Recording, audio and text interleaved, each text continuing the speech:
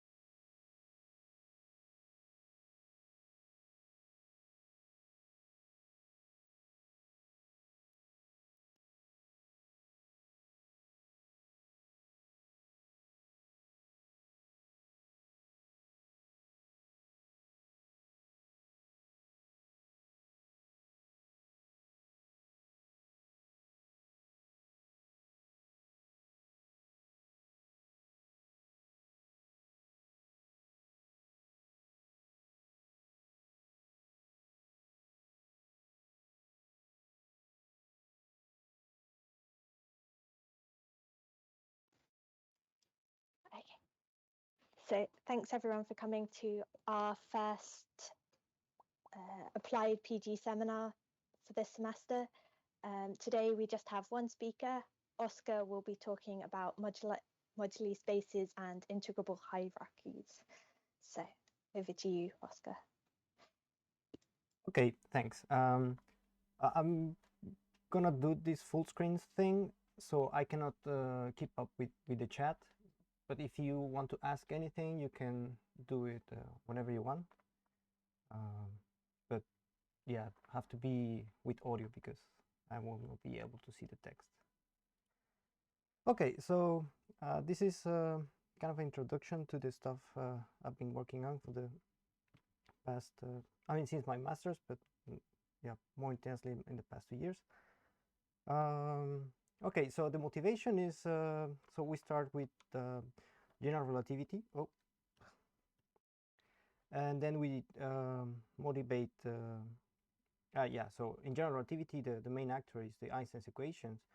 And the main ingredient is the curvature tensor, which is just like a PDE of some tensor field called the metric.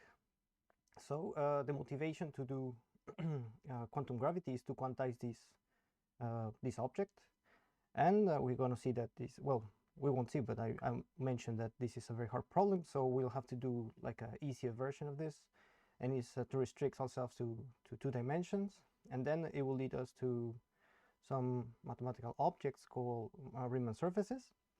And if we want to know all like aspects related to these Riemann surfaces, like in a general picture, we have to use moduli spaces, and then we'll see some interesting result that relates this geometrical thing to integral systems. Okay, so in general relativity, it relates the geometry of space-time with matter.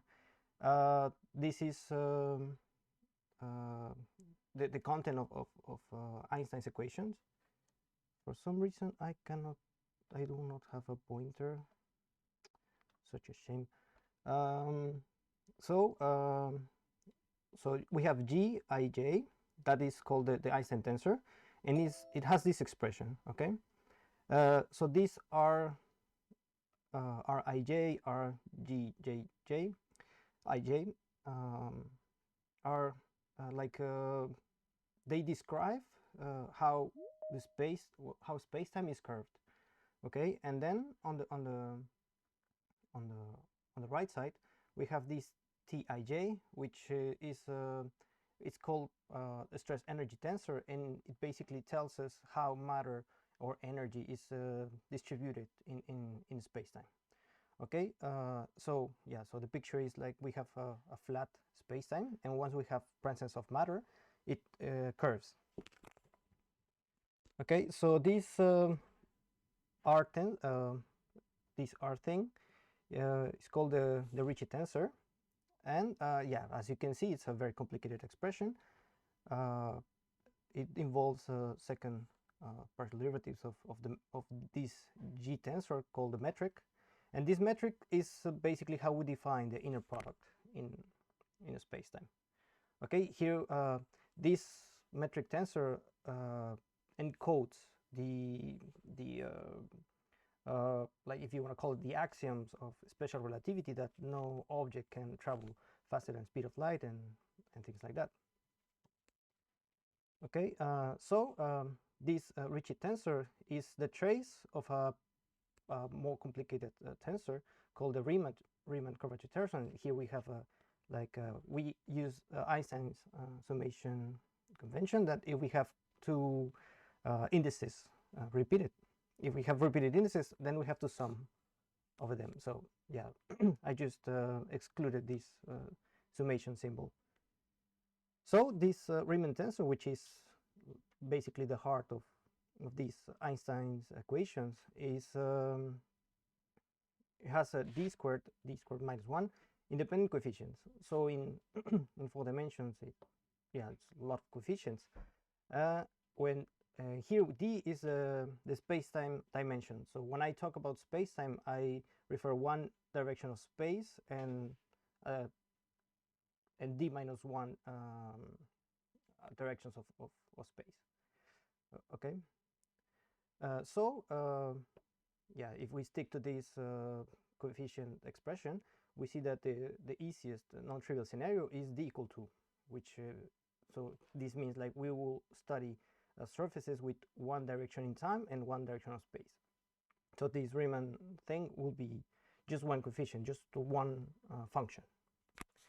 Okay, so but yeah, quantizing gravity is a very, very hard problem. It's been around for 50 years. Lots of attempts have been made, but still unsolved. So we will try to do like a baby version of this, and it's still very complicated, called 2D gravity.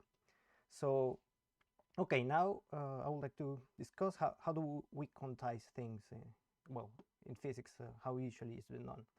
So the most effective method is using Feynman's integral, and this integral basically sums over all possible weighted configurations of the field. So yeah, and one of the disadvantages of this approach is it only works as a perturbative method. So maybe you've heard that there are these nuclear forces, especially QCD, that cannot be approached through this method. So it's yeah, you have to try something else. However, if this perturbative method can be done, so for example, I have here a picture of some weird stuff. They are called Feynman diagrams. So the idea is you can only measure the ends of these legs. You don't know what happens. So if you perform an experiment in this LHC or any particle accelerator, you can only measure what you like input and what you get out of it. So you have no idea what's going on in between. So you have to consider all possible configurations of this field. So for example, the green one, I mean, supposedly you have two particles interacting with each other, one on the left side and the other one in the right side, and they exchange this like wiggle thing that some theories can be, for example, in quantum electrodynamics is called a photon. Okay, so for example, you have two electrons. How can they say, okay, I have the same charge as you, get away from me? They have to exchange information. This information is a photon. Okay, but it could also be the case that they communicate twice. So that's the meaning of the second diagram. So you have two photons there, and all these kinds of mixtures. And so, for example, the third one is they communicate through a photon, and this photon could be could have enough energy to create particles that will annihilate and then yeah, continue the path. So and the weirdest thing is, like, all these things, when you sum them up, they agree into like with the experiment, and so this is a very trusty model. Okay, so we like to do kind of the same thing but now for surfaces. Okay, so we want to sum over all possible 2D surfaces. So and I mentioned that gravity is related to this metric tensor. Okay, so we can make this we can impose some additional symmetry into this metric, so it makes the problem easier, and this is called a conformal transformation. So you see that we only change the metric to some, we only allow the metric to change to some lambda, and this lambda is a function of space-time. Okay, so at each point it will have a value, but it's a scalar. Okay, and if we impose this condition, then the only 2D surfaces possible must have a complex structure.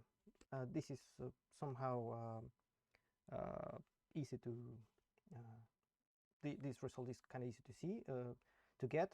You just have to do some kind of expansion, yeah, like perturbative, because you're assuming that this perturbative approach works, and then you get the Cauchy-Riemann equations.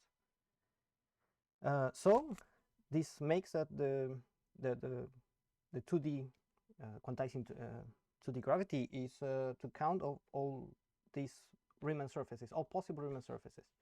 and this is called topological gravity. Okay, so now we know that we need to count Riemann surfaces. So let's try to do that. So let us call X Gn a Riemann surface with genus G. Genus is the number of holes. Maybe you've seen this like donuts and with many holes and stuff. So the number of holes is the genus G. And then over these surfaces, we will have n mark points. So these mark points are like a technical tool that will give us more information. We'll discuss that later. So if we define this MGN as this set that contains all possible, so we have these Riemann surfaces have complex structure. So we would like to group all the Riemann surfaces that look alike,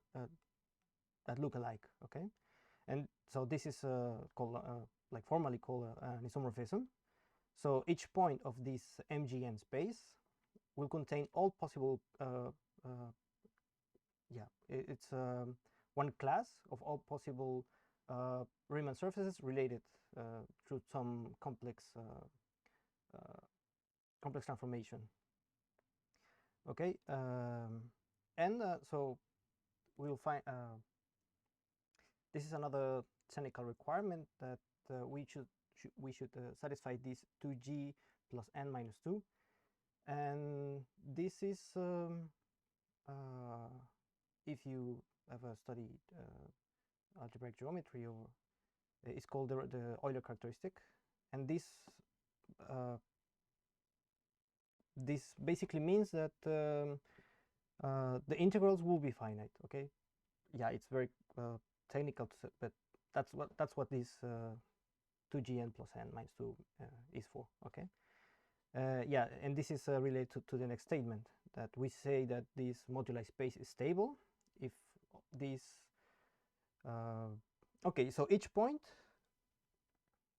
okay, let me just say this and save it, and I'll explain it later, so with pictures, so you can see what I mean. We call that this is stable if its automorphism group is finite, so whatever that is. Okay, we'll discuss this. Okay, so let's try to get our first moduli space. So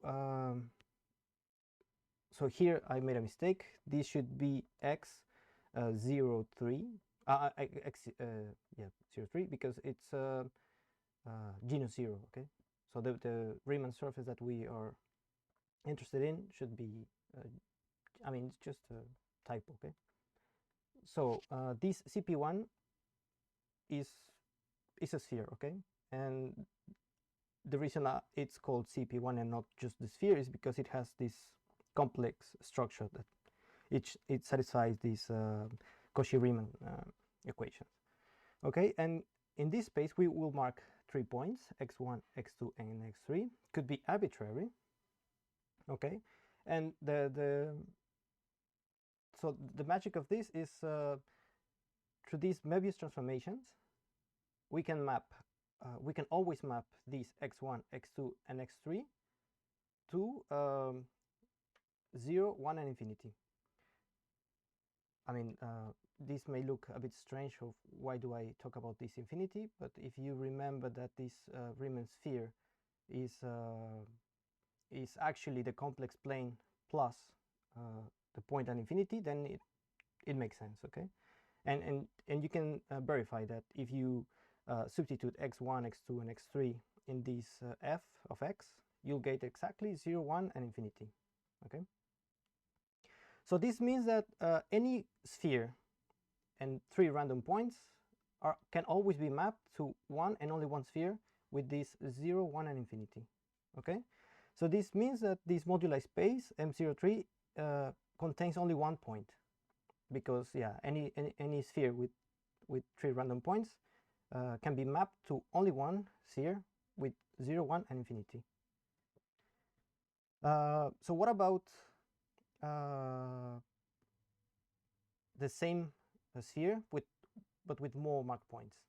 So if we have to impose that these mark points will be pairwise different. So this new point, okay, so we know what to do with the first three, 1, 2, and 3. We can always map them to 0, 1, and infinity. But what about this fourth point?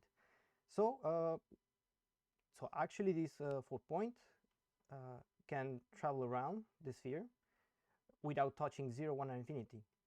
So the degrees of freedom of this point is actually the whole sphere minus this 0, 1, and infinity.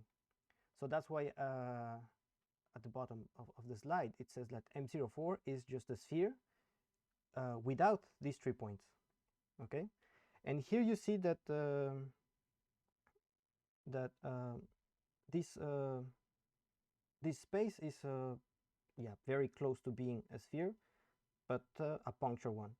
So I don't know if you ever had topology, but so for example, the boundary of a surface or any space is so you can create a succession of points, and that point is called, yeah, the point that which this succession converges is called the limit point. And so these boundary points could be, think of these points which I can make this convergent succession, but in this case they're missing, and a space without that character, without property, is called non-compact. Okay. Okay, so by the same argument I can increase the number of points. So now I'll have but now I have to make room for these extra points. So now I have n points, and I already know what to do with the first 3 points. So for example, if I go back here now, if I introduce a 5th point, this point cannot be in the same place as x4. Okay, so I'll have like so this x4 already had like this freedom to wander around this sphere, but the next one the next one will have like a similar situation, but in a different sphere, because yeah, it needs more parameters to live. So what I'm saying is, like, this moduli space with n points will be n minus 3 spheres, and at each sphere I place one of these points, okay, from 1 to n minus 3. And I have to ask for the condition that these points will be different. So yeah, they will be different from 0, 1, and infinity, and between them. Okay, so that's this last ti different than tj means, yeah, for different I than j. Questions? Okay, so let's continue with the next moduli space. So now we have to increase the genus. So now we'll have to study toruses. And so fortunately, there's a way to define a torus by giving a lattice on the complex plane. So if we give this lattice generated by these omega 1 and omega 2 vectors, this gamma, when we do the quotient with this complex plane, we'll see that we'll have some. It's such a shame that I don't have yeah, let me recover this. So for example, you see that this point and this point will be the same because of this integer condition. Okay, so this point, this point, this point, they all should be the same. So what's going on is that this called yeah, like fundamental domain is given by d square, and I have to identify this with this. Yeah, there's some arrows missing here, and this side with this side. So what's going on is like I can do it like pictorially.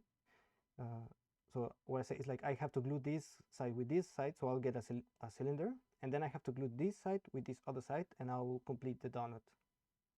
Okay, so this is to say that for each lattice I'll have one torus, and this lattice has the property, if I multiply by a non-zero complex number, I'll get the same lattice. Okay, because yeah, I'm scaling in this direction and in this direction, so the whole thing, I mean, eventually will look the same. Okay. How do I? Yeah. So this means that we have a basis for this lattice, and because this lattice is I have this lambda gamma, this I can multiply freely by complex number. So I take this very special number, non-zero complex number, omega 2. Okay, so this lattice and this other lattice is the same. So this is to say that it only depends on one I can make things as it only depends on one parameter tau, and because this quotient cannot be a real number, otherwise this vector will be linearly dependent and it won't span this parallelogram. So this tau has to cannot be in this real line. However, it's a complex, so this tau can only live in the complex numbers without the real line. So this space is actually called H. Okay, so is the upper half complex plane. Yeah, and we have to choose. Yeah, if we choose an orientation, then yeah, this is to say that if I span this, I choose that this vector goes first, and then this goes second. So you can see that here it will induce some kind of orientation. And if I flip this, it means like multiplying by -1, then it will have an opposite orientation. So once I choose the orientation, I can only restrict myself to the upper half plane. Okay, so there's a result from complex analysis that I have two tori, tau 1, generated by these tau 1 and tau 2 numbers, and you can show that these two have equivalent complex structures if only if they're related to this transformation.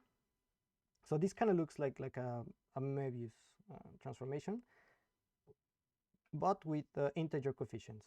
Yeah, and these integers to reflect the fact that I'm actually doing integer steps in this lattice. Okay, so let me study this group. It's called SL2Z, and yeah, it can be put in matrix form like this.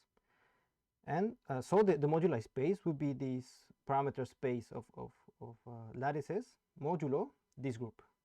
Okay, so I have this H space, which is here. So this is the complex place, and I remove this real line. Okay, and this group is generated by these two elements, this T and V. So T is if I plug in here tau 1, so this the lattice generator in this tau. What I see is that this only translates the lattice, and this V is kind of like an inversion. Okay, so one of a tau. So this means that so this strip and this strip need to be identified with this strip and this one. So that's the translation thing. And also that the inversion. So the inversion means like if we have like this disk of radius 1, I have to reflect over this disk. So this side will be like the reflection of this whole thing. So eventually my moduli space, I have to glue this side with this side, and then this side with this side. And here I want to make a remark of these special points. Yeah, so the moduli space looks something like this, okay? And here you see that, well, I didn't put the computation, but you can apply this tau and sigma to this, this t and v transformations to these sigma plus points, and you get, if you apply t 3 times, you get the same point, and the same here. So this is to say that these points have like additional hidden symmetry, okay? Because so this all this line is only repeated once, but this guy has to contains the fact that is repeated through this line and also through the inversion. You see, because it's kind of like the intersection of this fundamental domain. So yeah, that's what I meant with the automorphism thing. Okay, so these points have like more weight, if you want to call it like that. And because I can extend this tau, remember tau lives in the whole space here, so this guy is actually h, okay? And I repeat, this h is the complex numbers minus the real line and below, you know? So this extends to infinity. So this moduli space looks like a cylinder, but glued on this on the base and with these strange points. So if I want to make this guy compact means that I will add this limit point. I need to add some kind of infinity, okay? And we'll see that later. Okay, so in general, these modular spaces, as you saw in the previous example, they're not compact. Okay, so if we want to compute the volume, remember that this volume will tell me how many of these surfaces we have. So I need to do something else to make this compact. Okay, yeah, because it doesn't make sense to compute a volume integral of some infinite surface. So I need like to make it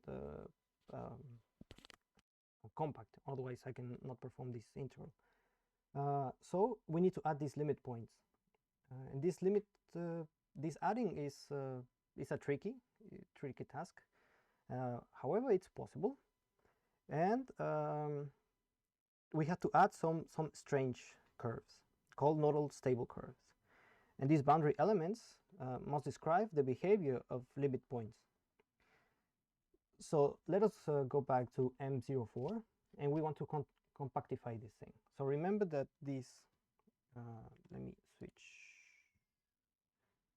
with the blackboard. So remember that this, so we had this sphere, so this was M04, and we have to remove infinity, 0, and 1, okay? So these guys are not allowed.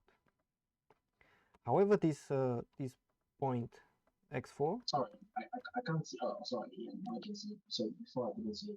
I'm sorry. Sorry, before I couldn't see the screen. Now I can see it. It's okay. Is it okay? I couldn't see what you were writing here. Okay. Okay. Yeah, maybe there's some lag. Sorry. Okay. So we have this M04, which is a sphere with these 3 missing points. Okay, and this extra one that could be anywhere. So I want to reflect the fact that this guy can go to this guy, to this guy, and to this guy without touching.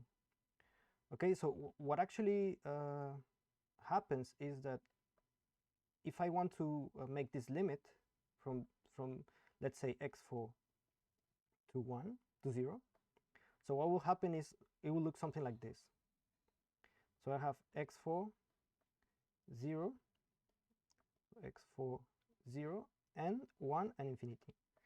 So eventually when I take the limit, this will collapse into two spheres. Okay, so the details are yeah, this is 0, this is 1, this is infinity. So yes. So this is the content of this thing. So I have a curve of a curve of curves in this CP2 space, and they're parameterized by this S parameter. You see that so for S, when S is different than 0, I have this line, and this line is also the same as this. This is a weird space, so try to imagine that each line represents a sphere. Okay, so I have a sphere here with 1, 2, 3, 4 points, which is what I have here. Okay, and here.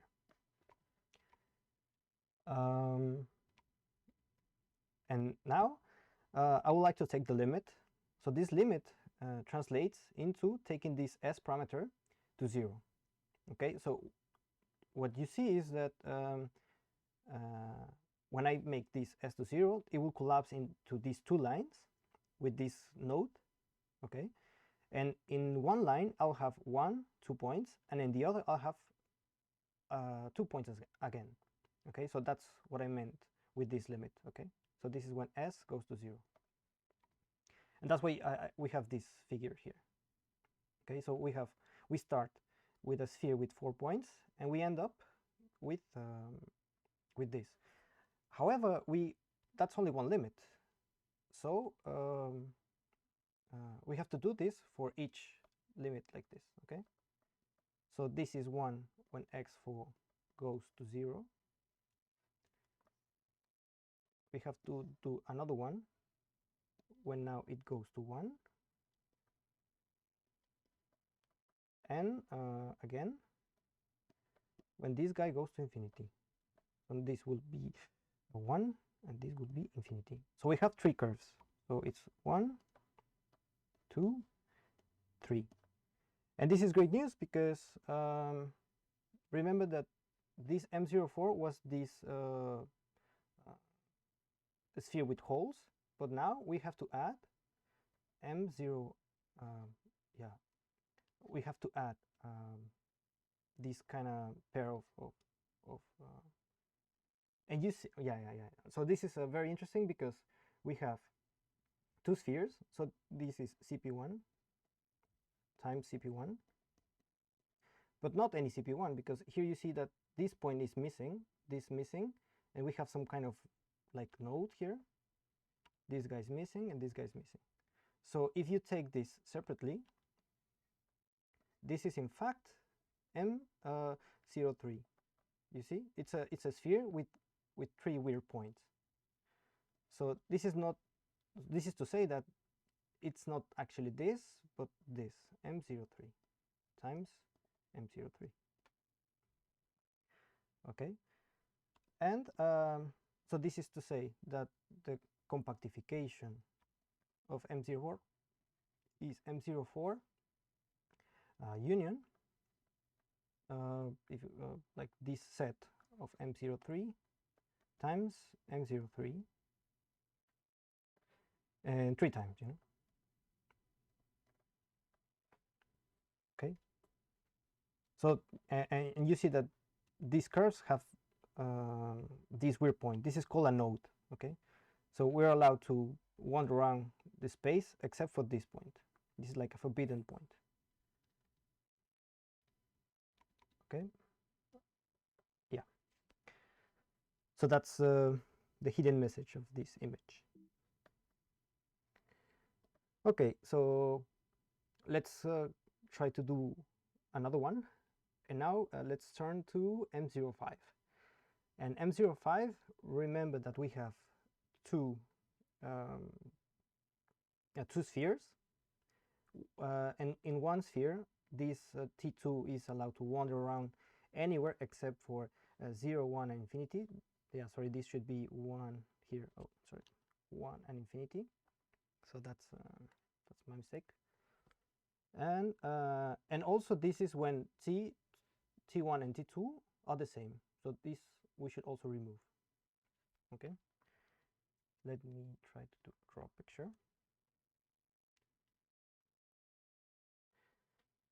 So yeah, so we have, let's do M05, and we have this. Okay, so this is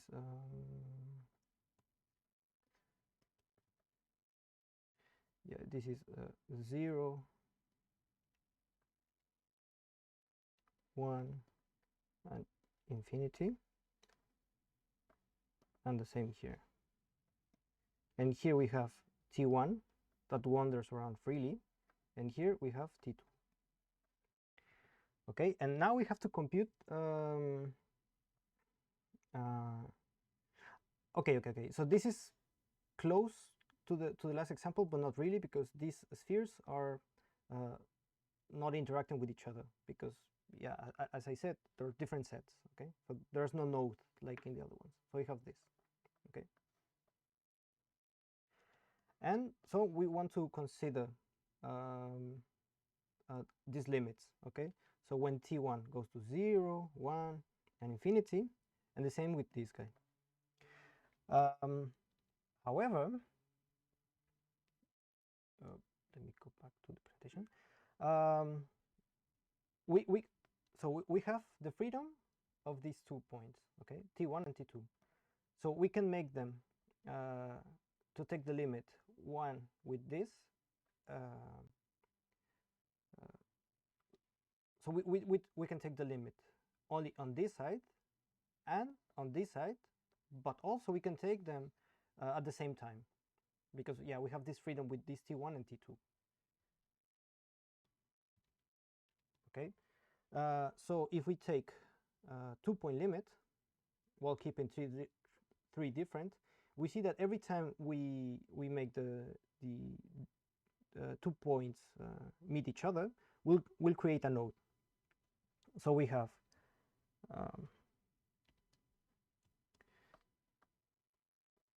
so now we have this set of 0, 1, infinity, x1, and well, yeah, x4 and x5. And so yeah, as I mentioned, if we take the limit of this guy with this and the other separate, we'll get this. We'll get 0 and 4, and the other separate 1, x4 or x5, and infinity. Yeah, so that's one possibility. And the same for this and this. So we get the same. But also we can make this guy goes to here and this guy to here. So in this different setup, we'll have these two spheres. We'll have x0, x4, and 0. And on the other side, we'll have x5 and infinity. But we'll have something here left. And this is the point that we didn't consider. So it's here, 1 will be lonely, you see? So if we take one limit of 1 between a pair of points, we'll get a picture like this. And if we take 2 points, we'll get this picture. Okay. So this is to say that yeah, they're called codimension to the number of nodes we're introducing in. And so here you see that this is codimension 1. It's 1 node.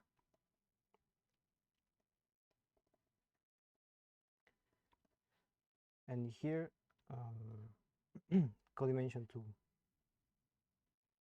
2 nodes. Yes, this node and this node. Okay, so you see that these spaces can get very tricky to compactify, and unfortunately, once you increase the genus, it's a mess. So yeah, so this is a better drawn picture of what's going on. And here we have codimension 1, and here we have codimension 2. And you see that this guy is M03, and this guy is M04. And here we have M03, M03, M03, because it has 1, 2, 3 points, 1, 2, 3 points, 1, 2, and 3 points here. And here we have 4 points. This one is 1, 2, 3, and 4, because we always count this singularity thing as a mark point. Okay, so this compactification, and you see that this problem relates to combinatory. I have to choose for this guy. I have to choose a pair among these 5 elements, and here I have to choose then here and then here. So you see there's some kind of a combinatorial thing going on. So yeah, the full space and 0.5 bar is written like this. Okay. Okay, so now let's move on to some why is this interesting? So now we can start with this compact moduli space, and because each mark point is smooth, remember that this is a mark point, this is a node, so it's not like a mark point, but these guys can move freely through this, so they have like a smooth behavior. Okay, so over this mark point I can take this topological invariant called the Chern class. Yeah, this is very interesting thing, very interesting tool in physics and in mathematics. Yeah, I would like to speak about this, but yeah, there's no time. But yeah, I mean, believe me, this is very, very interesting and very useful in if you want to do like a geometric description of instantons and these things. So I can construct this object called psi1, and this is known as the psi class. And yeah, so this is an object that lives in the cohomology ring of this MGN, whatever that is. But yeah, I'm just putting, if you know cohomology, then you know what we're dealing with. So we can define these intersection numbers as these integrals. Okay, and remember that I want to compute the volume. So actually these guys are differential forms, and if I take this wedge product, I can get a volume form made out of this topological invariant. So it has lots and lots of information, and because they're topological invariants, they're like true information about not only about the volume, but also on the shape of this moduli space. Okay, so I said that that this is just a, if you want to call it a convention, but if you studied physics, then you can see that this looks a lot like correlating function, and actually it is. So this is like a notation for this the quantum aspect of this thing, and it's purely topological. Okay, and I said that this guy is equal to this integral if the dimension agrees. You know, this is just to say that this is truly a volume form, and zero otherwise. Okay, because it doesn't make sense. Okay, and then I have this condition, remember, for stability that related these automorphism things, and I have these two identities. These are called the string and dilaton equations, and yeah, they look very mysterious, but they actually tells us stuff about the boundaries, and yeah, and that's on the geometrical side, but we're not going to go in that direction. So if we introduce these these generating series, you see that here I encoded all possible combinations of genus and n. Okay, yeah, because through this condition I make this I gave like real sense of this thing. So this is well defined, and it contains all possible intersection numbers. So the amazing thing is that this f satisfies the KdV equation, and that came out of nowhere from the point of view of this talk. However, this conjecture is basically saying that yeah, there's another theory of quantum gravity, and they have a different approach called a random matrix approach. And yeah, they found that the way to count these matrices is related to this KdV equation. So these guys, this brilliant mathematical physicist, said that yeah, I mean, these two theories must agree, and the way they communicate between them is through this KdV equation. So this result was conjectured by Edward Witten in the 1990s, and then it was later proved in 1991 by Maxim Kontsevich in his PhD thesis, and he was awarded the Fields Medal because of this result. So that's pretty impressive. So we can take a step further and try to rewrite these dilaton and string equations as differential operators. Now that we have this F series, and they can be written as this. And not only that, but we have a large set of differential operators. Yeah, you can see these things can get very complicated real quick. And so we can generalize this Witten conjecture to these differential operators, and we have this differential operator, differential set of operators, Ln, or n greater equal than -1. And yeah, these -1 and 0 contain these dilaton and string equations. And these are called the Virasoro equations. And yeah, these are related to the KdV hierarchy. And yeah, so that's actually what my project is about, to describe these properties of this type of hierarchies. So to conclude, yeah, so some aspects of this. If we use only the string equation, it's possible to find all genus 0 intersection numbers, and luckily are combinatorial objects. For genus 1, you can also do the same thing, but now you have to use the string equation, the dilaton equation, and the base case. I tried to prepare an example to compute these psi1, but I had no time. But if you want, so you can send me an email, I can send it to you. It's pretty interesting to see how this geometry is solved by differential equations. However, yeah, and that's one thing. Unfortunately, much less is known for higher genera, and it's still an open problem to get all these intersection numbers. But the good thing is that we were able to compute the perturbation expansion up to genus 1, similar to one loop Feynman diagrams that we discussed at the beginning. Okay. So yeah, so thank you very much. So any questions?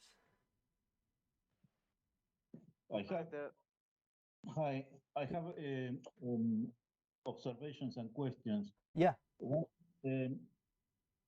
The one of the things that you mentioned is actually Hilbert enumerative geometry problem, on one of the Hilbert problems. No, that I'm aware of. The other thing is that the method that you show, there are people that did an alternative method using Cauchy residues.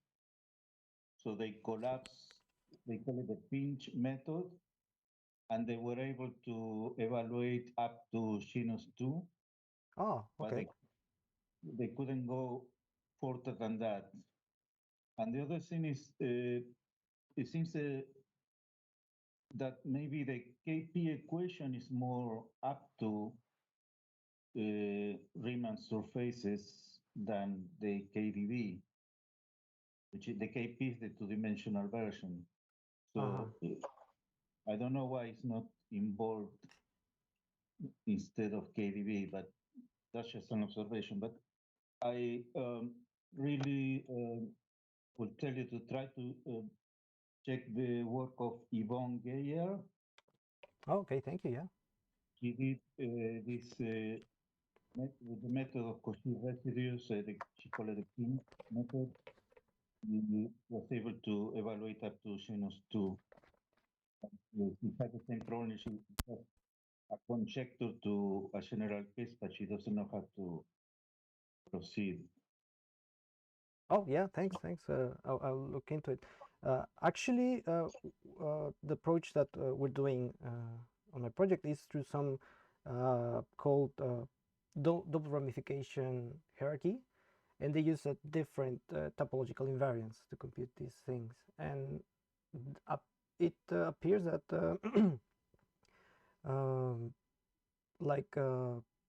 it has a big Hamiltonian structure, and also the the stuff you get are polynomials, which is a huge relief. However, some aspects are not well developed and still need to match the current results. But yeah, thank you very much for your comment. It's a long old problem that when you go to sinus 2 or more, you start to have problem of orientation or how you go around the paths. So whatever method you use, you have a problem there. Yeah, true. Yeah, the results that we have, they're only up to genus 1. Yeah, you're right. Yeah, it's complicated stuff. Hi there. Can I ask one or two questions, please? Yeah. Yeah. So the first of all, we talk about space-time, and you limited to one temporal dimension. Is it possible to generalize to multiple temporal dimensions, and does it make any physical sense to do so? Well, I know that I mean, I'm talking from someone who, I don't think about things, in such an abstract manner. But I know that your background is much more perhaps physics. Yeah, much, and you're much more able to answer such a question. Yeah, I mean, as far as I'm aware, you require one time dimension because there are some, in order to thermodynamics to work. So yeah, I mean, you want to keep all these results from statistical physics. But I mean, I'll be honest, I have no idea. That's the way I've been doing these things all the time, and yeah. And also because, I mean, it appears that there's no physical evidence of a second line of time or something like that.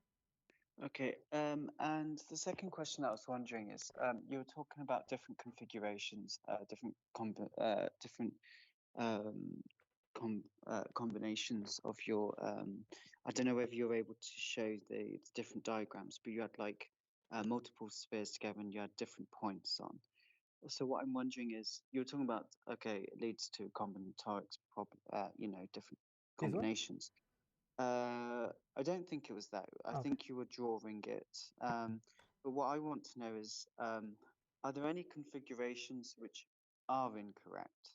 Like, or is it just arbitrary how you configure? I think it's this, where you have different nodes and then you have different points. Yeah. On each sphere. Like, is it completely arbitrary where these points are? so long as the points, I can't remember the word that W- you Well, used. you have to So long as consider the points are not all. your nodes. Yeah, so you have to consider all possible distributions. However, you have to restrict to the fact that you should satisfy this 2g minus 2 plus n bigger than 0, because this is the stability Okay, so condition. that So this okay, is but not so, allowed. so there's because- only a finite number of Yes, of exactly. combinations, and then Exactly. the idea is to okay, and what's being said, if I understand correctly, is that different methods have been able to go up to different genus numbers. You're saying that this method has only gone up to genus 1, and then I think the other individual,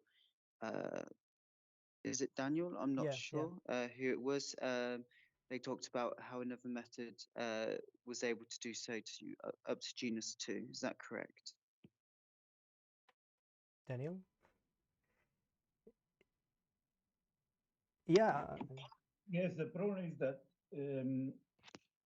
when you Bear in mind, I have no background in any of this. This is this is when you- beyond my. Here he showed examples of genus 0, which is a sphere. Yeah. Then you have the torus, which is a genus 1, has one hole in it. Riemann surface with one hole. So you can do all these and find solutions. But when you go to genus 2, 2 holes in a Riemann surface, you have problems with orientation because you go around one path in one direction and the other one can go in the same direction or in the opposite direction. So you have a lot of ambiguity that is very difficult to fix and analyze. So it gets quite complicated when you have 2 holes in the or more. So that's what I mentioned, that whatever the method is, it seems that I don't know if he has done it for genus 2 or more. Quite complicated. Yeah. Okay, so thank you very much again, Oscar, for your really interesting talk. But since it's 11, gone 11, I think we'll stop there.